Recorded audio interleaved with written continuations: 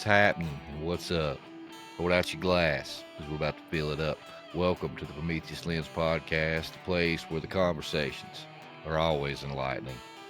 I'm your host, Justin, independent researcher, podcaster, and man, do I got a good episode for you tonight. I got to sit down with Bo Kennedy from the Bump podcast. Uh, Bo has got a great podcast. I really encourage you guys to check that out. He was kind enough to have me over at his house and talk about my upcoming book, The Epic of Esau.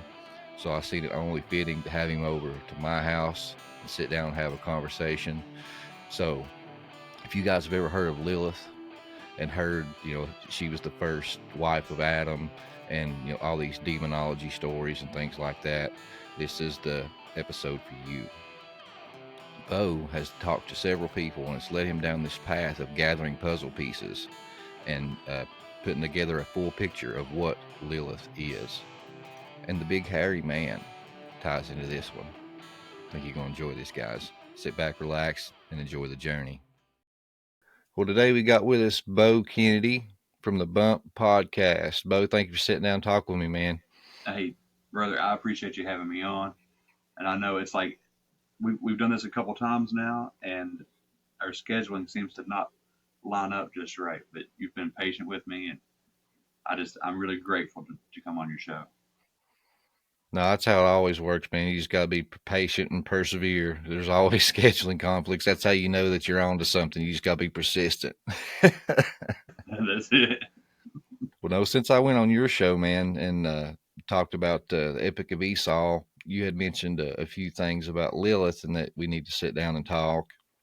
And then I listened to you talk on AI, and I was just sitting back listening, and I was like, man, I'd love to be in on that conversation. And you guys bounced off each other and had so many great ideas, and I just wanted to sit down and kind of rehash that with you and just see where it goes. Yeah, that sounds perfect. I love these. I love fleshing out these topics. The subject matter themselves, I'm not a big fan of, but getting to expose the darkness, man. That's what it's all about.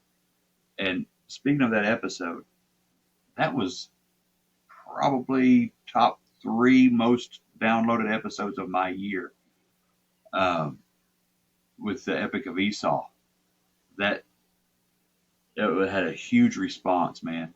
People loved it, and for it to be this late in the year that we released that, what was it, like October, November? Yeah. And it still got, I'm talking thousands of downloads, dude. Like, people loved it. Tons of messages, tons of feedback about it. I probably should have let you know how well received that was. But man, it was a blessing to have you on. That was just a revelation. Yeah, I appreciate you having me on, and had a few people reach out to me and was like, man, you need to write a book. So I actually sit down. I've been writing one out and fleshing it out. So that was it set me off on another journey. Well, thank the Lord. But yeah, man, when I was on there with AI, I was wanting to talk about Lilith. It's a really dark topic. She's a really dark entity. But I wanted to talk about that. But Justin from AI, he brought me on because he wanted me to talk about Bigfoot, primarily. Because when we did that podcasters conference, like we were on this panel together over the summer or late summer, early fall, we were talking about just different theories and ideas, and I told him, and it's a bold statement, but that's just where I'm at right now, man. I told him I think I figured out what Bigfoot is. And people could argue it because nobody really knows, and the reasons that I have for my theory are 100% anecdotal, right? It's just other people's experiences that come to me. I put it out on the show, and I'm like, okay, I'm putting that piece over here for later, and then I'll have somebody else hit me with something. I'm okay, I'm putting this piece over there. with that one, and it starts forming this picture, and that's where I'm at right Mm-hmm. now. So I want to get That's into how that any right good now. researcher has to do, you know, Uh, what else are you supposed to do with take this the information? pieces and put them together. Yeah, I don't know, and I've had a lot of pushback from people because they say that my show is too churchy, um, or that I talk about God too much, or whatever. But here's the thing, man. One, I'm a Christian, and I said that episode one. I try to let people know because I know there's not a whole lot of Christians that get into monsters and paranormal like my show is about. But when I'm taking in well over 200 episodes of people's personal experiences and encounters, and all throughout, from the beginning, all throughout, there's this common theme. There's this thread that runs through that. It links everything together. Uh, wouldn't I be a jerk if I didn't say, "Hey, everybody, I see this really glaringly obvious theme here. And I think we should pay attention to it." You know, I could keep my mouth shut and let people that listen to the show and are going through spiritual warfare just sit there and get beat up, or I can say, "Hey, this is what's going on. How about we try this? How about we talk about this and see if it can help, free some people up a little bit." So my point is, I love how LA from said too, you know, we got the Bible. That's the guidebook to the supernatural. that's it. That's it. There's nothing more supernatural than the Bible. And so, I just kind of sidestep the haters on that kind of stuff, man. It's they can go on with that somewhere else because I've given the whole show over to God. Um, it's not about me. I want to stand behind it and just let Him bring me whoever He wants on the show to get that word out, and we'll just keep piecing stuff together. And where I've landed so far is I have a pretty good working theory on Bigfoot, and somehow, while talking to the guys on AI, it tied right into Lilith too. So it all makes sense, and if something makes sense, it's usually right. Um, so I would love to talk to you about it, man, just to see where you're at. You want to start with Lilith, or do you want to start with Bigfoot? Well, I guess with the background and stuff, because I hadn't realized that you've had some supernatural experience in spiritual warfare concerning Lilith. Would you care to give just what you're comfortable with sharing, just some backstory with that and how you come in to that path? Absolutely, man. Uh, People that listen to my show, they pretty well know, but um, I've had some encounters with this entity, or minions of hers, however you want to look at it. I'm not sure, but they're under that umbrella. That it actually affected my home, my personal life, and what what had happened was, it's like every good story started. Uh, my daughter lived with me from the time she was 13. We got custody back from her mother, and my wife and I um, had full custody of her from 13 up to adulthood. And she was dealing with some stuff. It's not easy being a teenage girl, but it's not easy also dealing with the stuff she dealt with. So she come home, and she had a few things that she's working out. We're taking her to therapies and all this kind of stuff, and just trying to help out. But she was, I don't know, interested, I guess, in the occult, or something turned her on to Lilith in particular. Um, I have found where she was trying to summon Lilith, her and a friend. And the things that went on in her life after the fact. Because here's the thing, man. If people try to deal with these devils, they're not going to come to you. They're not going to show up in a cloud of smoke in your bedroom and be like, "Hey, you knocked 3 times, so here I am." It's going to affect your life. It's going to affect your mindset, your personality. If you welcome these spirits inside of your own body, you're opening yourself up to oppression, occupation, infestation, possession, all the bad. Okay, you're being a vessel for the devil, or in this case, Lilith. And so my daughter's going through this stuff. She's dabbling with these things. She gets really into all the symbolism, man, and I did not catch any of it. I wasn't there yet with the show. I wasn't there. I was in denial. I'm a dad. You don't want to see anything going wrong. But she was getting into that. At the same time, I'm talking to these AI guys and guys from Sword and Staff podcast.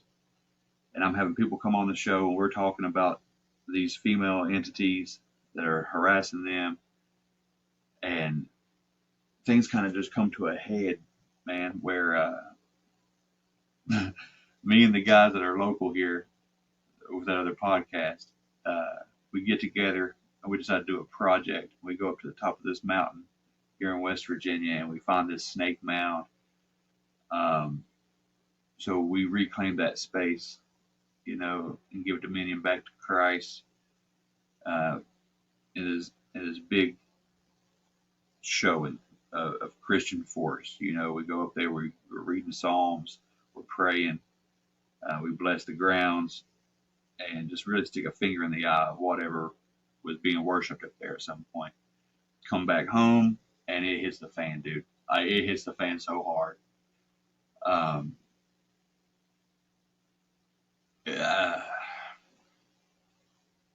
Things went south. I started having, one for me, I started having nightmares. I'd wake up with spiders crawling on my neck and stuff.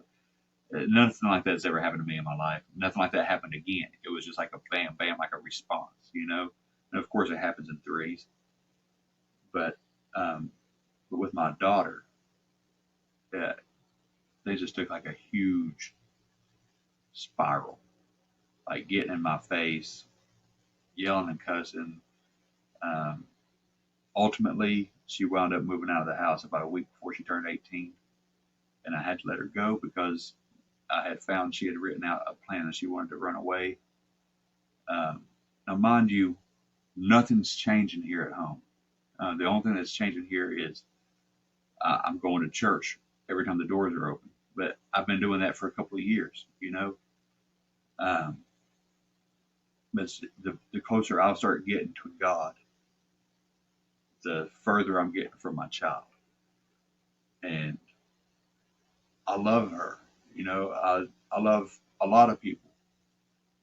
But if I'm choosing between anybody and God, I'm going with God. So Amen. Whatever this ultimatum was, I was not battling with my child. There was something pulling her away. And it wound up hitting the fan. She left, moved back in with her mother. I know I'm getting super personal, and I'm not trying to get things, sad or whatever, but she moved back. And that alone was weird because that's where all this trauma that supposedly started. That's what she wanted. So she's going back voluntarily into this kind of stuff.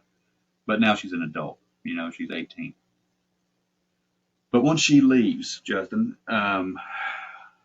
this was her room right here that I've turned into a studio over the last year.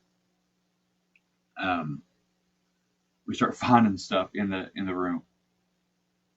I found curses written out. I found tons of sigils that I've had to erase or paint over or throw away. Different languages. Now, some of it I guess you could say, oh, that's just a kid making up stuff. But there's like, and I didn't tell the guys this, but she had written full languages, like a full alphabet with these symbols and signs and stuff. And she would write stuff in those symbols and signs. And then I would find stuff that was written in like Russian that was talking about the devil. And she would hide these things under places. Like she was placing curses on anybody who touched her stuff. It would be a curse written out for them. And just really, really dark things, man. And all the while, she was all about this Lilith and this, what has in pop culture become this icon for femininity. It couldn't be further from the truth, man. Everything that Lilith is in today's pop cultural world is a lie. Which, why would that surprise anybody? Because, the devil's the father of lies. I don't understand why anybody would be surprised that what they're seeing and reading about these demonic spirits, why would anybody be shocked that it's a lie? So I started digging in And on it's it honestly the because spirit that's over the culture today. it is, man. Independent women, don't need a man, be defiant, be, strong and independent, and the lust and the sexual promiscuity, the chaos, because that's what she was, she was like basically a goddess, that's associated with Inanna and Astarte, and that's sexual promiscuity and war.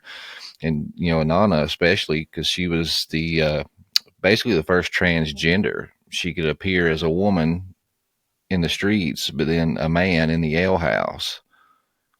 So yeah, you just see the Lilith imagery everywhere in culture. Yeah, absolutely, man.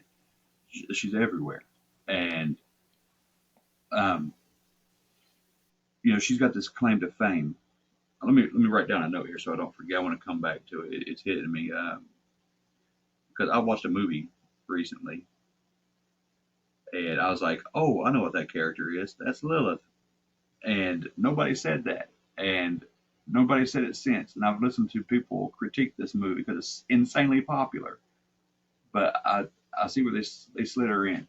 But anyway, where Lilith comes into our study, for the most part, is people claim or they say that according to history that Lilith was supposedly the first wife of Adam. But she refused to be submissive, so she struck out on her own and blah, blah, blah.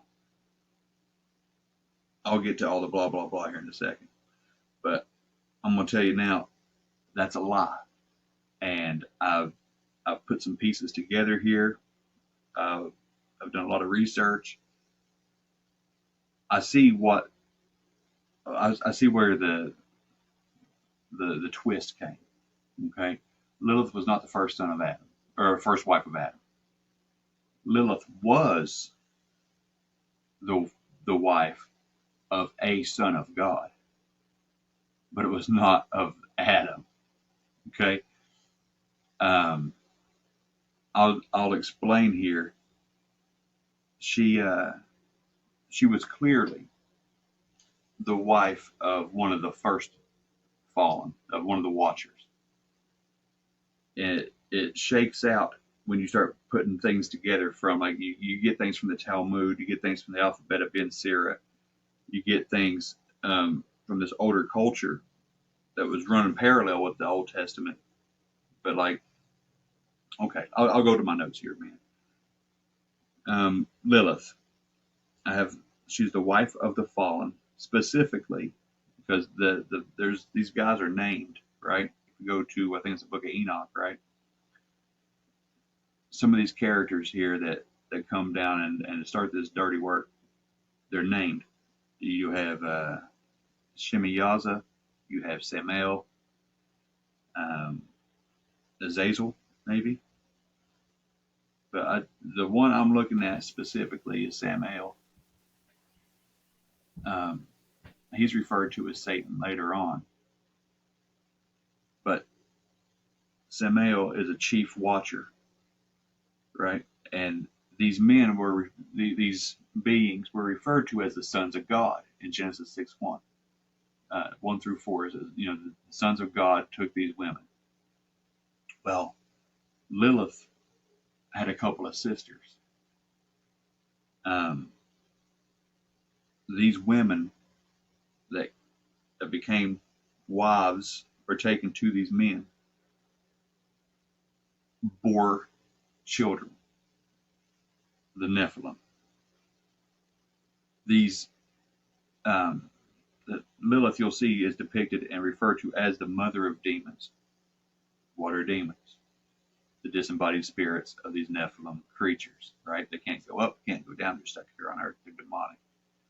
So just that alone, it kind of makes sense that this watcher took Lilith, had these kids. Kids are bad. Kids get wiped out. Souls are trapped. They're demons. So she's the mother of these demons. Guys, what's up? Tom Dunn here from Through the Black. We have launched our new ministry outreach, No More Dead Babies. And the website is nomoredeadbabies.com. We want you to go to that website and get a free t-shirt, okay? We want you to join the movement, okay? We need soldiers to step up and say that they're going to be a voice for the voiceless, okay? Guys, we've never done anything like this before. This is a big deal, and I don't know who all is ready for it out there, but it's time to step up, okay? And we're asking you to go to the website and order the shirt. The shirt is free, but you got to pay for shipping, okay? We're going to ship it out to you as soon as we get it. You tell us what size you need, and then we're going to send you the t-shirt, okay? Join us. The goal is to get thousands of these shirts out. Keep pushing this. I think this boldness can be contagious.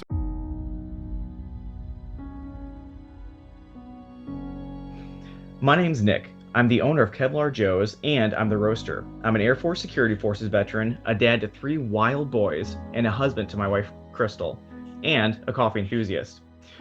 From a family in a small town in Missouri, we started with the simple idea of crafting a perfectly bold cup of coffee. Inspired by wellness and countless pots of stale coffee while deployed, we wanted to craft a bold, clean, and smooth coffee. So we did. And we realized we wanted to share this coffee with our friends. Lord knows we could all use a good cup of coffee right about now.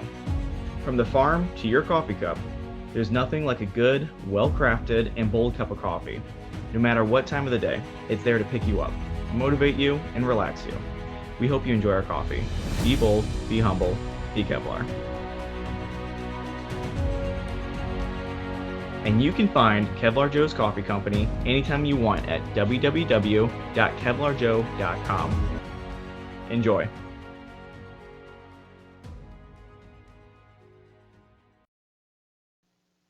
And when I start looking at it, if you look at the Septuagint, I think it was, I need to look dead at my notes, but I'm trying not to. If you go to the Septuagint, they equate Lilith with sirens. What's a siren? Right? It's this bird body, woman's head, this harpy looking creature, right? It's half woman, half bird. Have you heard that story about my encounter with it? Yeah, I would love to hear this. No, this was for real. Same situation as you. I'm trying to get closer to God and studying my word. And this was, right before I started doing the podcast. And I didn't even know anything about Lilith. Didn't even know her name. You know what I mean? And I was having some back pain. And so I was going to the doctor, try to get, some scans, x-rays, whatever, see what was wrong with me. Because it finally got to the point it was just unbearable. And they tried putting me on antidepressants. And I was like, I'm not depressed. I'm here for lower back pain. And he's like, well, no, it's got properties that helps, with pain. he said, just try this. I promise you'll get some relief from this. So, I was desperate. So I did. I tried it. And I started having these just weird nightmares. So then I went back, he changed the prescription, the dosage a couple times. And it was like the third time that he had changed it. I'll never forget. I was asleep and had my first like sleep paralysis episode. And I was asleep and I was having a dream. I was driving my truck down the road, had the wife and kids in the truck. And then I pull up and there's this big vulture in the middle of the road. And it's like eating on a dead carcass. And when I pull up, my headlights hit it and I stop and I honk the horn. Well, when I honk the horn, instead of flying away, this bird like stands up and it's, like 5'5", 5'6". And it turns around and it's a black feathered bird. But when it turns around, it's a naked woman in the front. And got the bird feet and the bird beak and like blonde hair. So it flies up into the air and then it just lands right next to my car door. It opens up my car door and I'm frozen. I can't move. And she just basically just starts fondling me, rubbing me and touching me all over and getting up close and smelling of my neck and taking her tongue and touching me. And I couldn't move. And I look over and my family's just like frozen in time. They were petrified. And I'll never forget, she whispered in my ear, "I've missed you." And chills just ran up my spine. And somehow I got to where I could move again. And the only thing I knew to do or think to do was to grab the truck door and slam her body into the door. And when I did, it just let out this piercing screech. And then it flies up into the air. And then I wake up. And needless to say, I went straight to the bathroom and flushed every bit of those antidepressants and never took them again. But that was my first and only experience with Lilith. But once I started Google searching what this was, because I thought there was some kind of significance to it, then it was, boom, there's Lilith. Yeah, man. That's it. That's it. And so she's this seductress, but somehow still got this siren body, right? A siren, this half bird, half woman, but still the seducer of men. And oh man, she, if you look at, I think it's the book of Jasher, it tells you what happened to the wives of the Watchers. Here's the kicker, man. This is what tied it off for me anyway. They become sirens. And it says it flat out. They became sirens. So that's why the Septuagint equated Lilith with a siren. That's why you have the owl imagery in Isaiah. Owls are, of course, creatures of the night. Let me just, I'll tell you what, I'm going to read some notes because I feel like I'm jumping and I don't want to miss too much, okay? I got just a little bit to read here. I know your listeners like research, so I'm going to give them something to chew on if they want to, okay? That's what I was about to say. Hey, man, they're used to seeing the top of my head while I'm reading notes. Well, they're going to see, they might get blinded, but I'll show them the same thing. All right. So Lilith, she's the wife of the fallen, specifically Samael, chief watcher, son of God, but not the wife of Adam. That's a deception born around the 8th to 10th century AD, as told in the alphabet of Ben Sira. Okay, it's another old ancient tablet. This entity was referenced in Babylonian, Aramaic, and Jewish incantations back in the Talmud. This was around 500 BC that she was referred to as a strangler of babies, and that fits into your bloodline wars. She was warded off in prayers and Jewish incantations with bowls. They would write inscriptions inside these bowls that would ward her off, and they would use pieces of Psalm 91, as a matter of fact, because when Psalm 91 says, "I will not be afraid of the terror by night," or "You shall not be afraid of the terror," but I'm sorry, when I say Psalm 91 every night, I make it personal. I put everything in first person. But it says, "You shall not be afraid of the terror by night." Terror by night is a demon. Terror by night is Lilith. The arrow that flies by day, arrow, that's a demon. The pestilence that stalks at darkness, that's a demon. Destruction that lays waste at noon, that's a demon. Okay, so Psalm 91 is warding off these demons and giving you protection, and then it wraps up with the Word of God. Right? I love Psalm 91. It's very, very powerful. If you deal with spiritual warfare and take it in a literal sense, the way I do, it's part of your, it's part of your arsenal, man. So these incantations are written in these bowls as part of a divorce formula. And by divorce, I mean like it cuts her out and away from you. It breaks that binding contract, because the spiritual realm is very legalistic. So whatever you do, guys, if you're sitting there watching things you shouldn't be watching, and you're inviting these seducing spirits, okay? And they're not necessarily going to come at you. They're coming after you. And I think that's exactly what happened with me.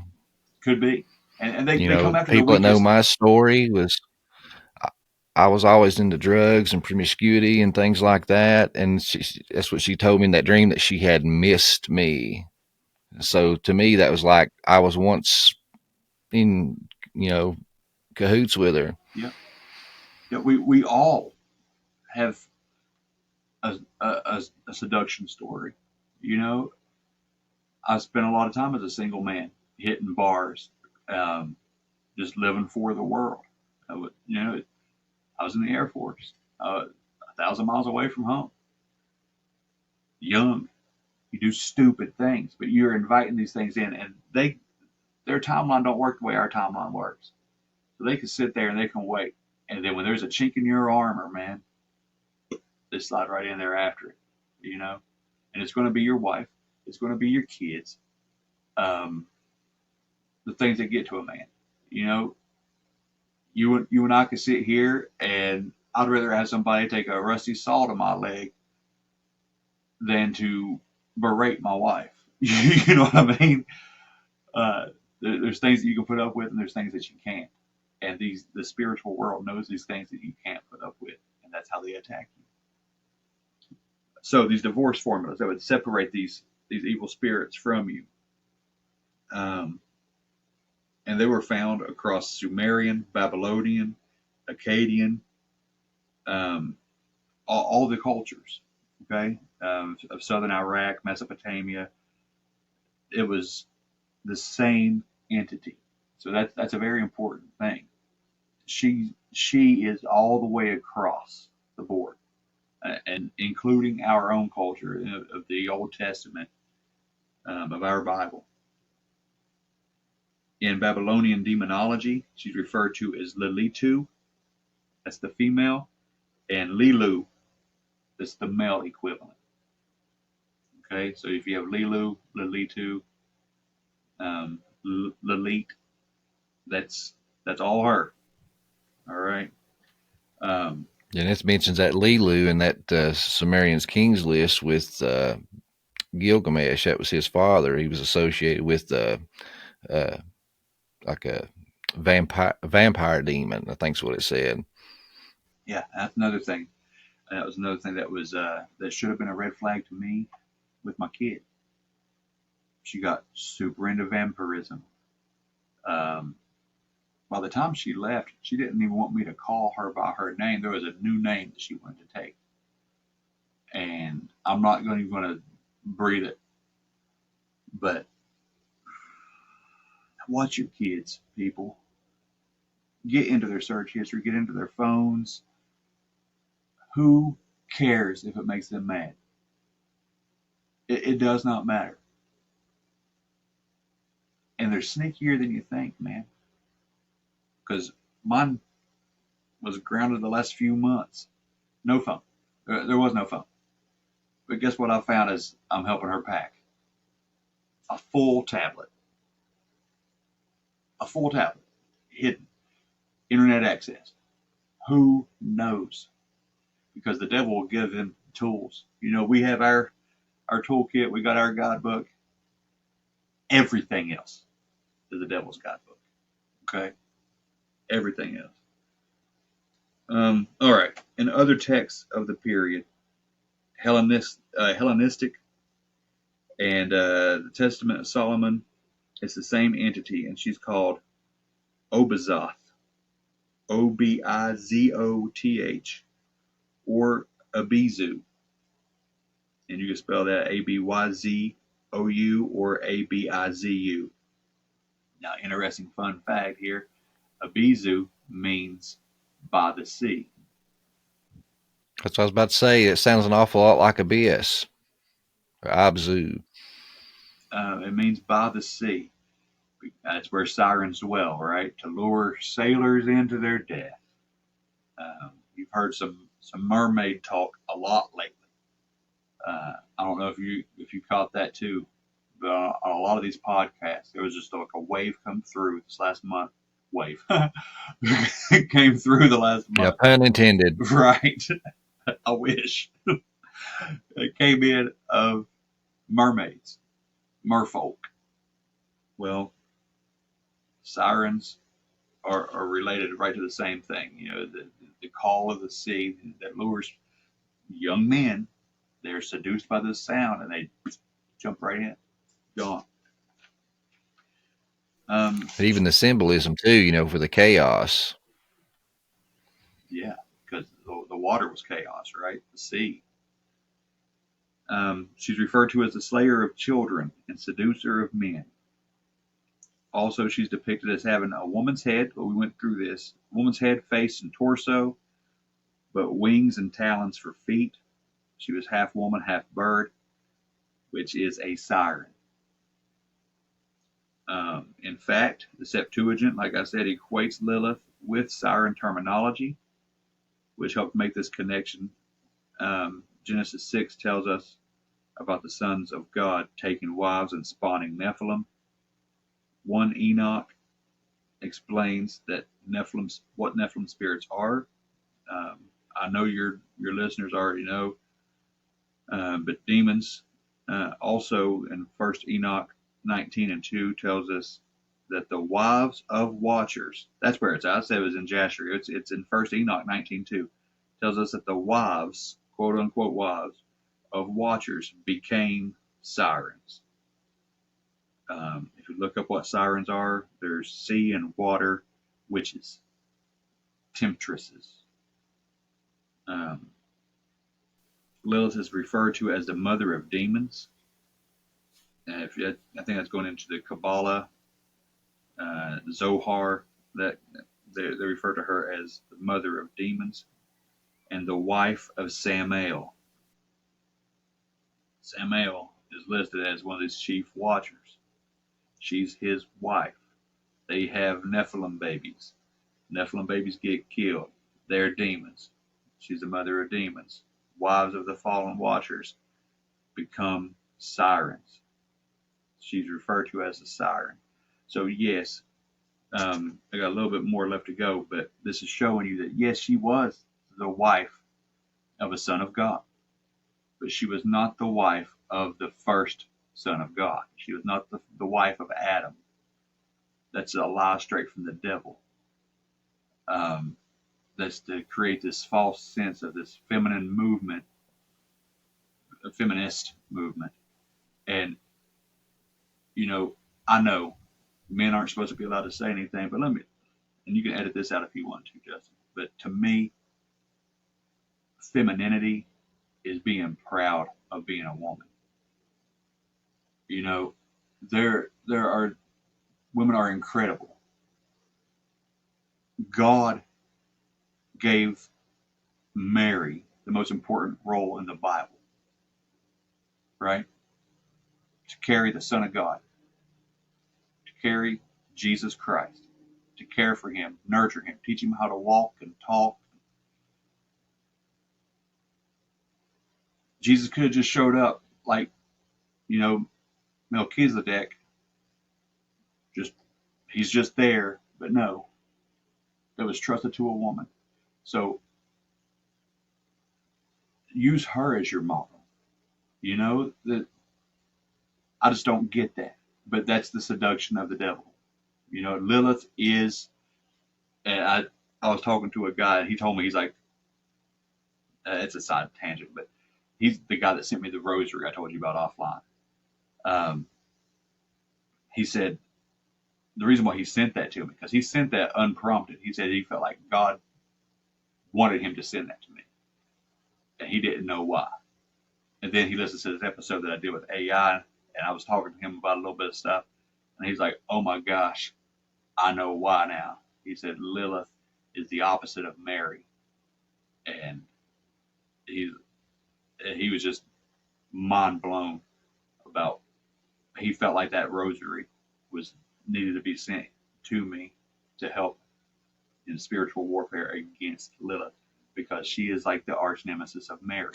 You got Mary, mother of God, versus Lilith, mother of demons. Yeah, the perversion. Yeah. So. And as you was talking about those babies, I just had another connection that popped off in my head I had never made before, but it's how she's the strangler of babies. And you see throughout history, the genocide movements, how these kings would hear about a coming Messiah or conquering king, and then they would just kill all the babies. It's almost like it was a Lilith spirit behind them to kill the babies. And then we always, equate Inanna, and Ishtar and these entities. But one that popped out in my mind was Hera, the queen of Zeus. Because if you look, every time he would have an affair with a human woman, she would become extremely jealous and hate the baby and try to plot and kill the babies. And even the story with Hercules, she sends 2 serpents to strangle them or strangle him in his crib. Hera was one I missed, but all the rest of these, how do you pronounce it? Hecate, Ishtar, Inanna, all of these, they're Lilith, man. It's the same, and I missed Hera. I talked about it. That's weird. I talked about Hera like yesterday. at home. That's wild. It's fresh in my mind, and it just kind of popped in there. I just read some Greek mythology stuff, so it was kind of fresh on my mind. Yes. So yeah, she the wife of Samael, who was a chief watcher, one of the first, one of the head guys. Lilith was also, she was who spawned the offspring of the chief fallen sons of God, not the first wife of Adam. And in I think it's the Talmud that refers to Samael as Satan. Today, Lilith is worshipped and deified in Luciferian Wicca and other sects as a goddess. She's associated with the night. Her symbols are the moon, specifically like you got the full moon. We've all seen it. It's this full moon, and then there's crescent moons facing it on each side. There might be a couple, almost like the phases of the moon. That's a symbol for Lilith. She's associated with water, like you said, chaos, owls, hyenas, and other creatures of the night. Owls are really big. And in Appalachia here, it's crazy. I can go outside, and I know owls are common. I get that. But I can go out behind the church, talk to buddies for an hour, nothing go on. Start talking about this particular subject. We had an owl land on the other side of the parking lot and watch us. Another time, the hill behind the church, the whole thing erupted into hoots and hollers, and not of coyotes. It sounded like a flock, I guess you call it, of owls and monkeys. It was just the strangest, weirdest noise. But it's when she's brought up. I speculate that this same entity is, and this is where I make a leap, okay? I think this entity is what we refer to as Mothman now. This bird lady. That makes some sense, because even the people of Virginia, you know, they inadvertently deify this thing, make statues for it, and hold festivals for it. Yeah. Here in Point Pleasant, there's a museum. There's a Mothman statue. It's huge. People bring it tribute, man. People bring canned food and sit at its feet. People lay their kids in its arms. We'll have 10, 12,000 people show up for a weekend to celebrate the Mothman. It's the same image. It's the Lilith. It's this half bird, half male creature. And I don't know, but if you would look at it like this, would you care if somebody is bringing you everything you want? They're worshiping you, basically. If they call you by your real name, or they refer to you with a nickname, it don't matter. They're still worshiping you. They're still giving you. Oh no, that's the same thing with the sacred name people. You know what I mean? They make the name of God like it's a magical spell or incantation. If you're not saying the name of God just right, you're not saved, or He won't respond to you. You know, I tell people all the time, like the story of my grandma. As she was getting older, she called me Phil all the time, which was my uncle, which was her son. I knew my name wasn't Phil. And she would catch herself and be like, "You're not Phil," you know, or sometimes she wouldn't catch herself. But I mean, was I petty and didn't respond to her because she didn't call me by the right name? No. Exactly. And, you know, this Lilith worship is real prominent here in southern Appalachia. I guess we're central Appalachia, but in southern West Virginia. And this manifestation of this cryptid fits the physical description.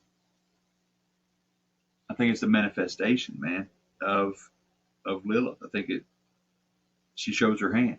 And I've heard stories, I've had people talk to me about, and it was so similar to this nightmare you had. Of how it's just this gigantic black bird in the middle of the road. That's what Mothman was actually referred to as, was just the bird, or Birdman.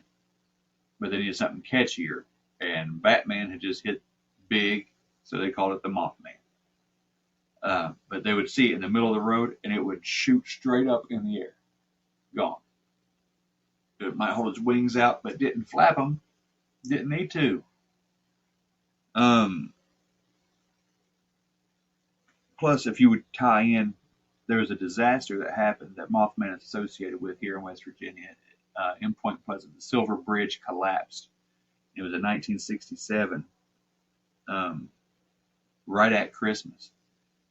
There were 40-some people that died when the bridge collapsed. Everything sunk into the water, and people drowned. And there's that watery grave, you know. Just another connection, man. It all fits the MO of Lilith. It's just, and it's ingrained in our culture. There's no escaping it. You know, I got a Mothman figure right up here above my head, just on the shelf, because that's just part of what's around here. And we look at it like it's harmless, but it's not. I don't think, like I said, I don't think she cares what you call her, as long as she's worshipped. And you brought up Lilu, the brother, that's the father of Gilgamesh, right? And I think it's what got us started. Yeah. That's what got Lilith brought up. I was like, holy crap, you said Lilu. But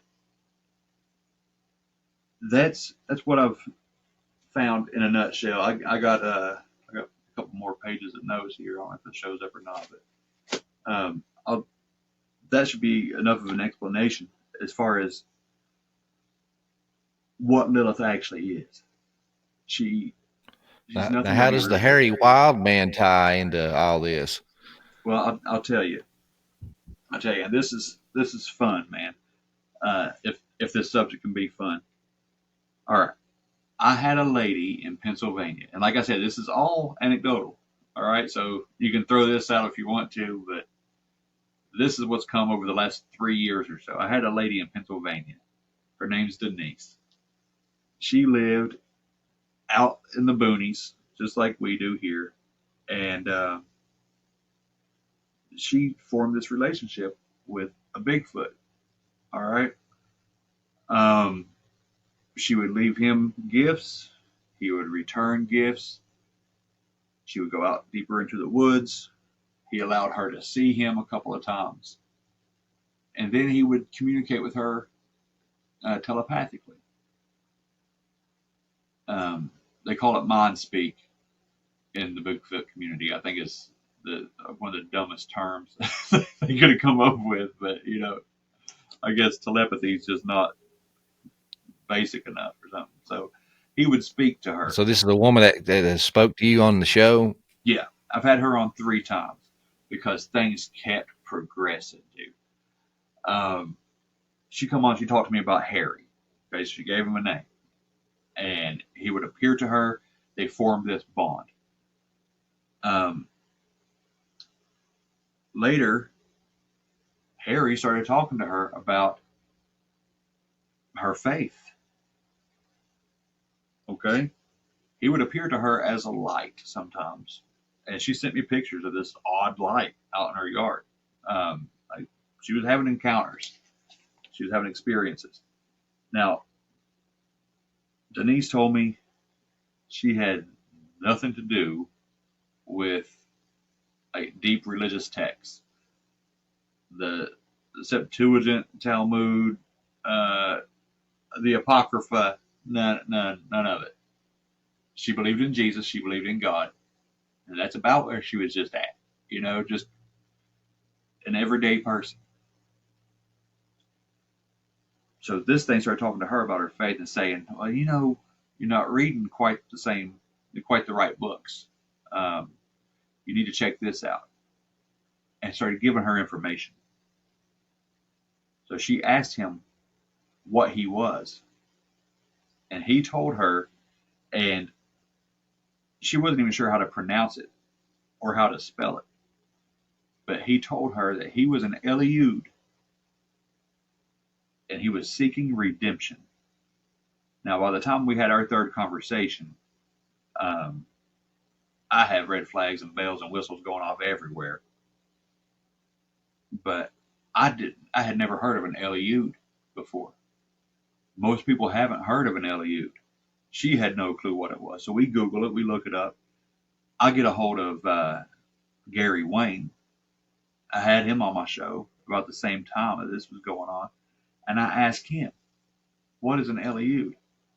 And he said that he had seen that word once or twice in his studies. And what an Eliud was is the offspring of the Nephilim.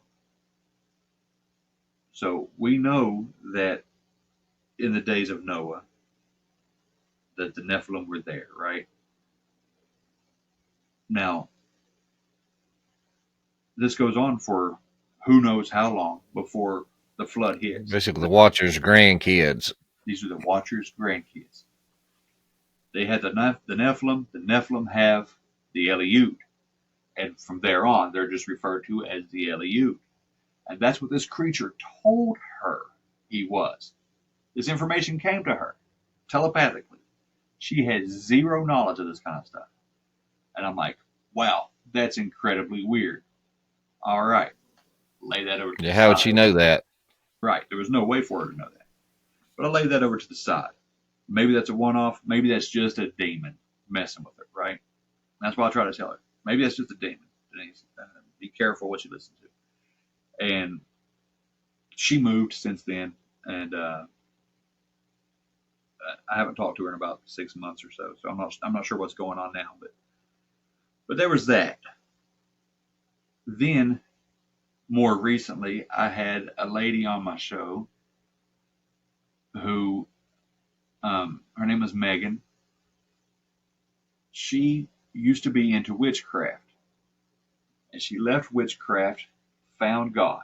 All right, she went from witchcraft to Jesus, and I found her on TikTok. Man, she had like, I don't know, a very, very small following, and I was just listening to her. She was putting like 60-second or maybe 3-minute clips out of her old life and how she converted. And I was like, man, I got to hear the whole story. So I asked her to come on the show. By the time we recorded, she had like started blowing up. Like, it had nothing to do with me. She was already gone, took off before we could record because everybody was into this story. So for the first time, she sat down and told the whole thing on the show. She since, before I could even get it released, she went ahead and gave the whole story on TikTok. But it was incredible because she gave me this extra detail that to her was just gee whiz information, but to me it meant so much, man. We did not discuss Bigfoot. Her story has nothing to do with Bigfoot. Her story was about her conversion from witchcraft to becoming a follower of Christ. However, towards the end of our conversation, she's talking about how she had this, what she thought was a spirit guide all her life. When she was a little kid, it would come visit her and she would see him and he would give her information and give her knowledge. And she said he looked like, I don't know, like he was a half gorilla, half man. And I hit the brakes. I was like, he looked like what? And she's like, yeah, it's like a monkey man kind of thing. I was like, okay. And for whatever reason, that Eliud story from Denise just hit me in the side of my head like, this is the same thing, man. Another puzzle piece. Yeah, there's that piece. And so she's talking about this, and I'm like, all right, so here it is. These Eliud look like a Sasquatch for whatever reason. At least some of them do. They're these big spiritual beings. They can manifest. They can, angels, quote unquote angels, throughout the Bible. Whatever role they had. I guess angel is more of a job title than it is a species, but they can appear in visions, they can appear in dreams, they can appear physically, right? Their ways are different than ours. The angels sat down and ate with Abraham, right? Two of them sat down with God and Abraham, and they ate together. Angels grab a hold of Lot and pull him inside, or they stop him from going outside. In Sodom, they're trying to rape angels, right? These men were trying to get a hold of these other men, these male angels. So they have a physical body. They have a physical ability. So that would explain what people are seeing, these Eliud, physically. That would explain the footprints. But that would also explain how they can come to you in visions. They can come to you in thoughts. It also explains like the weird, they can't come inside your house kind of thing. Because if something's this big and mean and scary, they can open your door. But why can't they cross your threshold without permission? Right? And then why are all these one-off stories where people are terrified and they call out on the name of Jesus and this Bigfoot disappears? Yep. Rules of engagement for spiritual warfare. Even Christ can't come into your heart unless you invite him. Exactly. The vampire stories, you know. That's it. That's it. And you know, that would have been enough because and that was enough. I was like, okay, hanging my hat on this one. Bam, Bigfoot's Eliud. And so that's where we got the Bigfoot calls Lilith Mammal. I was talking to the AI guys because, you know, she's the mother of demons and they're the grandchildren of the Watchers, the Eliud are. So Lilith is their Mammal. And that ties into the whole woman in white thing and the crones, which are these women, these water spirit women with big honking feet that are shaped like birds' feet. That could explain the three-toed tracks that people see. It all ties in together because it's all connected, man. It's all connected. But yeah, after I talked to the AI guys, I'm reading this book from Ralph Sarchie, Deliver Us from Evil. I had him on. And before I had him on, I tried to read his book, before I get him on there. I wish I would have done that with Karen, but I'm still yet trying to make myself slow down long enough to read.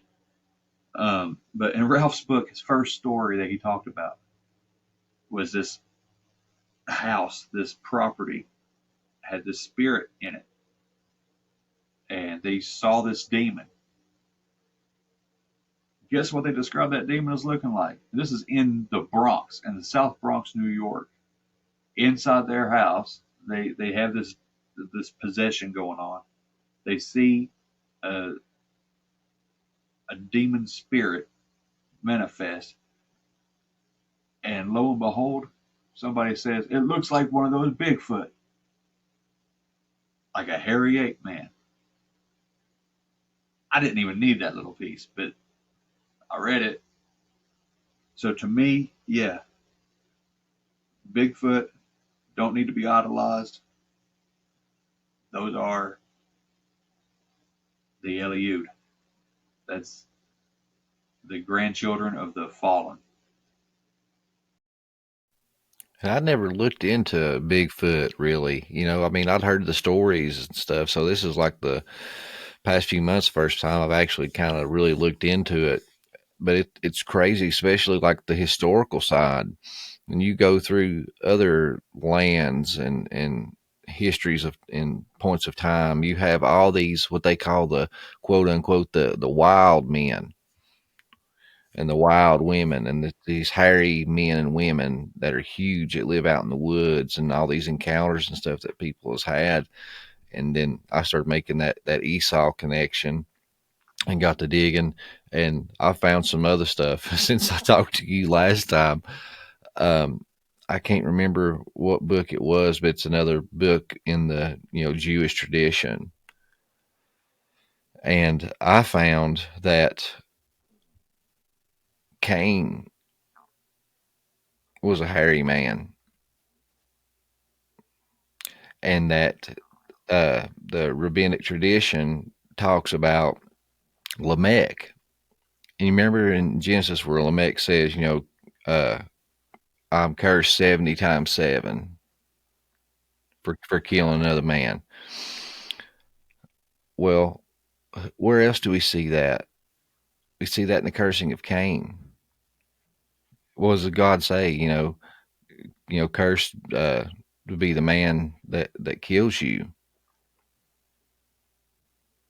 So the way the story goes, in Lamech's old age, he still goes out and hunts, but his son leads him through the woods and guides his bow and helps him hunt. And while they're out in the woods, they bump into Cain. And the young boy mistakes Cain for a beast of the field and points his father's bow toward this hairy wild man and they kill him. And when they walk up, they discover who it is. And Lamech kills his son for the mistake. And then when he comes back home, that's why he's telling his wives, cursed I'll be above all man. My curse will be 70 times 7, because he was referring to Cain. And it was basically, I read some articles and they were saying that maybe the mark that was given to Cain was the same mark or cursing that like Nebuchadnezzar got, where he was turned into a hairy man, beast of the field. Wow. That makes a lot of sense, man. Yeah. Makes a lot of sense. And it says that God hated Esau, right? Yeah, it said that Esau hated him, that he was a despiteful or a deceitful man. And he was born hairy. Yeah. Serpent seed. Hey, makes sense to me. I don't. Yeah. That's interesting, man. It's interesting too that I don't know why I didn't even put it together, man. I'm sitting here talking about Bigfoot like it's nothing weird. I got like 60 episodes on Bigfoot on my show. It's not exactly the same kind of topic that you guys cover here. But yeah, it's definitely It's all got a about place. perspectives, man. Yeah, it definitely has a place. They say it that Bigfoot is a gateway drug, you know, because it pulls you down these rabbit holes. And I listened to another show, Sam Tripoli on Tinfoil Hat. It's not. It's rated for adults. I'll say that. But he says, all conspiracy leads to spirituality. And so you look at these conspiracies that went on, and it's not theory; it's conspiracies that went on in these old texts and the Old Testament, and these ne'er do well kind of figures, and these Bigfoot figures, these demonic entities, and it's all leading. No matter where you're at, man. If you're into Bigfoot, if you're into witchcraft or whatever, if you're into conspiracy theories, everything. It don't matter what road you're on. Everything comes back. Everything leads once you dig down deep enough. They said this about philosophy too. Like if you get into philosophy, it'll lead you away from God. But if you get down to the base of philosophy, you'll find God. Everything leads to Jesus. Everything. Well, Bo, thanks, man, for coming, hanging out with me, and nerding out with me, and educating all the people, and also just sharing all your personal stories. I really appreciate that. Hey, man, it's my pleasure. Again, I appreciate you bringing me on the show. I'm a big fan. I listen to every episode that comes my way from you. So it's an honor to be on the show. No, same, man. I love your work, and us country boys got to stick together. Appalachia boys. That's right. Well, Bo, let everybody know where they can find you and your podcast, your content, and any kind of things you want to let the listeners know about. Absolutely. I'm on all the social media platforms under the Bump Podcast. That's just THEBUMP podcast. I'm on should be on any podcast platform that you listen to. It's on YouTube. It's all under the same name, the Bump Podcast. And the logo, I think I got all the logos transferred. They should all match up now. It should be like a purple Bigfoot is basically what it looks like. Some kind of like neon late 80s, early 90s kind of image. But yeah, you can catch me anywhere. I put out a show every week. If you have an experience that you would like to share with the unexplained, monsters, or paranormal, even if it doesn't line up with a Christian theme, or if it does, it doesn't matter. I'd love to have you on the show. Just holler at me, You can get a hold of me at thebumppodcast@gmail.com, or you can call the Bump phone at 304-812-0553. Once again, thanks. I really appreciate it, and I look forward to some more conversations in the future for sure. But before I let you guys go, I got something I wanted to add to the back end of this. We did have some technical issues on this episode, but if you remember, Bo said that he was going to make a note that he had a reference to a movie with Lilith that he wanted to speak on later. Well, later never came because we got cut off, and we just, long story short, we had a lot of issues. So afterwards, he remembered his note and sent me this audio file that he wanted me to add into the episode. So I just added this in at the end. So we'll close this show out with a word from Bo and a pretty cool correlation that he found in a popular movie. All right, see you guys.